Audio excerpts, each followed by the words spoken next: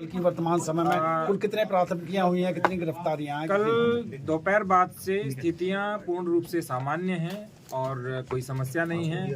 रात को 2:30 बजे भी हमारे द्वारा गश्त की गई थी। पूरी टीम ऑन ग्राउंड है, तो किसी प्रकार की कोई समस्या अभी नहीं है। मोबाइल वाला नहीं मान रहा है। सर, क्या और भी अभी धरपकड़ की जा रही है, छापेमारी हो रही है, कितने लोगों को और 21 लोगों के अलावा डिटेन किया जा रहा है सर? कल हमारे यहाँ जो DIO हैं उनके माध्यम से कुछ फुटेज भी जारी किए गए, जो यहाँ के जो मानिंद लोग थे उनके माध्यम से दिए गए। कुछ ड्रोन की फोटोग्राफी है और कुछ कैमरा की फोटोग्राफी जो हमारे द्वारा ली गई थी वो भी जारी किए गए थे। उसमें आप स्पष्ट देख सकते हैं कि सैकड़ों की संख्या में हैं जो बलवाई हैं, दंगाई हैं। उन सभी को आइडेंटिफाई किया जा रहा है और 100% लोगों को जेल भेजा जाएगा, उन पर कार्रवाई की जाएगी क्योंकि उन्होंने बलवा कराने का प्रयास किया था। सर, नाबालिग जो लोग हैं, बच्चे हैं, उनकी संख्या काफी ज्यादा है, तो पत्थरबाजी में शामिल थे। उसको लेकर आप लोग क्या संज्ञान ले रहे हैं? काफी सीरियस मैटर ऑफ कंसर्न है सर। जो एडल्ट नहीं है वो भी शामिल थे, 15-16 साल के बच्चे, 10 साल के बच्चे। ये जो जुवेनाइल जस्टिस होम होते हैं उसमें उनको भेजा जाएगा क्योंकि 18 वर्ष से कम आयु के बच्चों को वहीं भेजा जाता है ताकि उनमें सुधार हो। सर, क्या ऐसी भी आशंका थी आप लोगों को कि ये जो बलवाई थे ये भीड़ हिंदू एरिया में भी जा सकती थी, इसलिए आप लोगों ने पूरा घेर लिया था? 19 नवंबर को सब शांतिपूर्ण तरीके से संपन्न हुआ। उसके बाद जुम्मे के नमाज के दिन भी हमारी पुलिस व्यवस्था थी, इतनी ही शांति से संपन्न हुआ। और मैं कहूँगा कि कल भी 10 बजे तक पूर्ण शांति थी। हल्की पत्थरबाजी थी, हल्का बल प्रयोग था, सब कुछ हो चुका था। लेकिन जैसे ही ये अनाउंसमेंट हुआ कि सर्वे कंप्लीट हो चुका है, बहुत अच्छे से सर्वे हो चुका है, उसके बाद अचानक से पत्थर शुरू हो गए थे और उसके बाद सब कुछ स्टार्ट। सर, इस मामले में क्या लार्जर कॉन्स्पिरेसी सामने आई है? क्योंकि जिस तरीके से सुनियोजित तरीके से 3 रास्तों से लोग निकल कर आए थे, क्या उनका मकसद था कि सिर्फ मस्जिद के इलाके में नहीं बल्कि शहर के अन्य हिस्सों में भी हिंसा की आग को पहुंचाना उनका मकसद था? और ये हैंडमेड हथियार जिस तरीके से थे, तो क्या पहले से तैयारी करके उनको बनाया गया था? कहीं एक जगह ऐसी कोई जगह आइडेंटिफाई हुई है? हमें जो अभी प्रतीति हुई है प्राइमा फेसी, वो ये लग रहा है कि रातों रात इसका हो सकता है प्लानिंग किया गया हो और बाकी डिटेल जब इन्वेस्टिगेशन होगा उसके बाद पता चलेगा। क्योंकि जब आपस में इतनी पत्थरबाजी की, इन्होंने अपने ही लोगों के ऊपर पत्थरबाजी की, गोली चलाई और हथियार का जो प्रयोग कर रहे थे, इस बात का प्रतीक था कि मे भी आपस में भी उनके अंदर कुछ न कुछ रहा हो। सर, कुछ घरों से भी वेपन रिकवर हुए?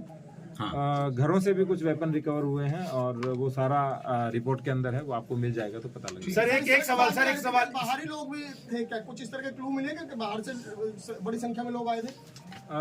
बहुत बाहर से तो मैं नहीं कहूंगा, लेकिन 10-15 किलोमीटर के एरिया से लोगों को बुलाया गया था। बाहरियों पर भी पाबंदी है सर पूरी? अगर आप नंबर बता पाए जो डिटेन किए हैं। वर्तमान में 25 लोग हैं, लेकिन कुल लगभग 700-800 लोगों की संख्या है, तो एक एक करके आइडेंटिफाई करके सबको डिटेन किया। सर, कुछ पता चल सकता है किस तरीके के वेपन रिकवर हुए हैं? क्या देसी एक तो आपको दिखाया था, ये चाकू तो मैंने भी पहली बार देखा, जो दोनों तरफ से चलता है, जो भीड़ में चलाने के लिए ही होता है। और उसके अतिरिक्त कुछ तमंचे भी बरामद हुए हैं और बाकी जो भी चीज होगी इन्वेस्टिगेशन के बाद आपको डिटेल से सूचना। सर, एक सवाल क्रिमिनल कॉन्स्पिरेसी को लेकर बात करना चाहूंगा, क्योंकि यहाँ पर एक सांसद हैं और एक दूसरे सपा सांसद के बेटे हैं, तो क्या इन दोनों ने आपस में मिलकर किया है या इन दोनों ने अलग अलग जो है भीड़ को उकसाया? FIR हो चुकी है और इन्वेस्टिगेशन के बाद जो भी डिटेल आएगा उसके अनुसार उन पर कार्रवाई की क्या जाएगी। इन दोनों लोगों की आपस में भी ऐसी बात है कि मस्जिद पे ज्यादा कब्जा मेरा हो, तो डोमिनेंस को लेकर इन दोनों में डोमिनेंस को लेकर इन्होंने लोगों को भड़काया? जो इन्वेस्टिगेशन होगा वो इन्वेस्टिगेशन का विषय है, हम प्राइमा फेसी नहीं कह पाएंगे, अभी हम केवल FIR की है। और ठीक है सर, संभल सपा सांसद के खिलाफ मुकदमा दर्ज हुआ है सर। जनपद संभल में कल जो अरुण भाई फोन डाउन कर लो। जनपद संभल में कल जो दुर्भाग्यपूर्ण इंसिडेंट हुआ, जिसमें कुछ लोगों द्वारा भीड़ को उकसा के उनको काफी समय से भीड़ को मोबिलाइज किया जा रहा था, भीड़ को चार्ज किया जा रहा था। कुल 7 मुकदमे थाना नखासा एवं थाना कोतवाली में दर्ज हुए हैं, उनमें से 2 थाना नखासा पे दर्ज हुए हैं और 5 मुकदमे थाना कोतवाली पे दर्ज हुए हैं। उसमें जो एक हमारे सब इंस्पेक्टर हैं शाह फैसल। शाह फैसल जिस सरकारी गाड़ी पे जा रहे थे लेपर्ड पे, उस लेपर्ड को उन्होंने वहाँ पे जो मॉब के जो लोग थे, पत्थरबाज थे, उन लोगों द्वारा उसको नीचे गिरा दिया। उसकी पिस्टल की मैगजीन भी लूट ली थी और उसके साथ साथ उसकी जो सरकारी लेपर्ड गाड़ी है उसको वहीं पे आग लगा दी थी थाना नखासा क्षेत्र में। उसमें मुकदमा लिखाया जा रहा है और उसमें कई सारे लोग जो हैं गिरफ्तार हुए हैं। शाह फैसल ने कुल 200 लोग और 6 नामजद लोगों के खिलाफ जो है, क्योंकि उसी क्षेत्र के रहने वाले हैं तो जानते भी हैं, 6 नामजद लोग और 200 अन्य लोगों के खिलाफ मुकदमा जो है उन्होंने लिखवाया है। दीपक राठी नाम के हमारे सब इंस्पेक्टर हैं, जो भी कल घायल भी हुए थे, उनके द्वारा, जो यहाँ के एकता चौकी प्रभारी भी हैं, 800 लोगों के खिलाफ मुकदमा लिखवाया है उन्हें। जियाउर रहमान बर्क और सोहेल इकबाल नामक ये 2 नामजद अभियुक्त हैं, जिनको उन्होंने अभियुक्त बनाया है। उनके द्वारा बताया गया है कि भीड़ को इन लोगों ने भड़का के बलवे का रूप दिया। यह उल्लेखनीय है कि जियाउर रहमान बर्क को 168 BNSS का नोटिस जनपद संभल की थाना कोतवाली पुलिस द्वारा भी पूर्व में दिया गया था। उनके द्वारा पूर्व में भी भड़काऊ भाषण दिए गए थे। उस भड़काऊ भाषण के दौरान उनको बताया गया था कि आप इस तरीके के भाषण ना दें, इनसे बाज आएं, लेकिन उन्होंने उसके बाद भी भीड़ को उकसाने के लिए और जामा मस्जिद की हिफाजत, कोट एंड अनकोट, इस स्टेटमेंट के साथ में लोगों को मोबिलाइज करने का प्रयास किया। उसी मोबिलाइजेशन का कारण था कि जो कल जो आपने भीड़ देखी, एकाएक 8:45 पे लोग इकट्ठे हुए और उन लोगों ने इस तरीके की घटना को अंजाम दिया, जिसमें 15 पुलिसकर्मी जो है वो घायल हुए थे और 4 अधिकारी जो है उसमें घायल हुए थे। हमारे SDM रमेश बाबू, उनके जो है पत्थरबाजी की वजह से उनको पाँव में फ्रैक्चर आया था। उन्होंने 800 बलवाइयों के ऊपर जो है मुकदमा लिखवाया है।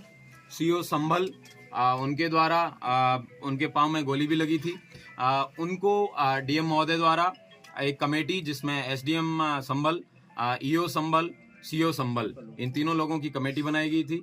उस कमेटी में बताया गया था कि सर्वे कंडक्ट कराने का, पीसफुल सर्वे कंडक्ट कराने की जिम्मेवारी इनकी है। ये जब मस्जिद के पास में जब बलवाई जो है वो आगे बढ़ के उस सर्वे को रोकने का प्रयास कर रहे थे, तब इनके द्वारा भीड़ को मना किया गया, उनको ललकारा गया कि आप अपने अपने गंतव्य वापस चले जाइए। धारा 163 जो कि पहले 144 के नाम से जानी जाती थी वो लगी हुई है, लेकिन उसके बावजूद इसमें फिर भीड़ की तरफ से फायर आया और वो CO साहब के पाँव में भी लगा। CO साहब को बाद में अस्पताल ले जाया गया, उनका ट्रीटमेंट करवाया गया है। उनके द्वारा जो पाँव में गोली लगी और भीड़ द्वारा मस्जिद में जाने के प्रयास पे उनके द्वारा जो है करीबन 700-800 अज्ञात लोगों के खिलाफ मुकदमा लिखवाया गया है। चौकी प्रभारी एकता द्वारा जो पूर्व में जो हमने बताया था वो एक अलग मुकदमा, और एक संजीव कुमार नामक व्यक्ति द्वारा उन्होंने भी मैगजीन और TSM जो टीयर स्मोक ग्रेनेड है उनकी जो लूट का मुकदमा है वो भी लिखवाया गया है। और मेरे PRO, जिनके पाँव में नखासा थाना क्षेत्र में जो मैं और DM साहब जब जा रहे थे, हमारे ऊपर जब ईंट से वहाँ पे घर की 2 महिलाओं ने ईंटें दागी और उनके घर के बगल से वहाँ से जब फायर आया, PRO साहब के पाँव में गोली लगी थी। PRO साहब का भी ट्रीटमेंट करवाया गया है। उनके द्वारा 150 लोगों के खिलाफ थाना नखासा में मुकदमा पंजीकृत कराया गया है। वर्तमान में 22 लोग थाना कोतवाली से और थाना नखासा से 3 लोग हैं वो जेल जा रहे हैं। कुल 25 लोग अभियुक्तों को अभी तक गिरफ्तार किया गया है। ड्रोन के फुटेज की स्टडी कर ली गई है।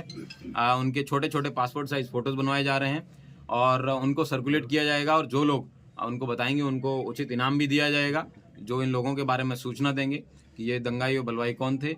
और सारे CCTV फुटेज हैं उनको भी कलेक्ट कर लिया गया है और मैं उम्मीद करता हूं कि इस धरपकड़ में जल्दी जो भी नामजद अभियुक्त हैं और जो भी अन्य अभियुक्त हैं उन सब लोगों को गिरफ्तार किया जाएगा और उनके खिलाफ जो विधिक कार्रवाई है वो सुनिश्चित की जाएगी। जनपद संभल में कल दोपहर के बाद से एकदम अच्छे से शांतिपूर्वक तरीके से लोग अपना जीवन यापन कर रहे हैं। आज सोमवार को दुकानें भी बंद ही है वैसे संभल में, लेकिन फिर भी उसके बावजूद लोगों ने अपनी दुकानें खोली है और इंटरनेट बैन है। वो इंटरनेट बैन जो है वो कल भी कंटिन्यू रहने के लिए मैंने DM महोदय से रिक्वेस्ट किया है। मैं उम्मीद करता हूं कि शांति व्यवस्था है वो इसी तरह कायम रहेगी। जिया और रहमान पुत्र ममलूक और रहमान ये यहाँ के निवासी हैं, थाना नखासा क्षेत्र के रहने वाले हैं। सर PM रिपोर्ट में क्या पुष्टि हुई है, क्या भी मिला है उन लोगों से, मृतकों से? PM रिपोर्ट में पीएम रिपोर्ट विवेचना का विषय है, ये विवेचक का प्रेरोगेटिव है, इसके बारे में मैं कोई कमेंट नहीं करना चाहूंगा। ये विवेचना पे समय आने पे आपको बता दिया जाएगा।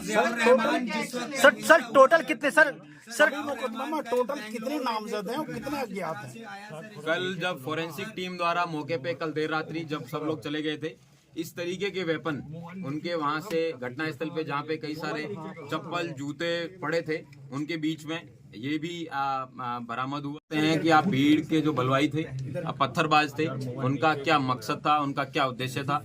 पुलिस वालों के पांव में गोली लगी है और इस तरीके की ये जो है जो उनका जो उद्देश्य था, लेकिन हमारी पुलिस ने और प्रशासन ने साथ में कंधे से कंधा मिला के एक बहुत अच्छे सूझबूझ से इस जो पत्थरबाजों की मंशा थी उसको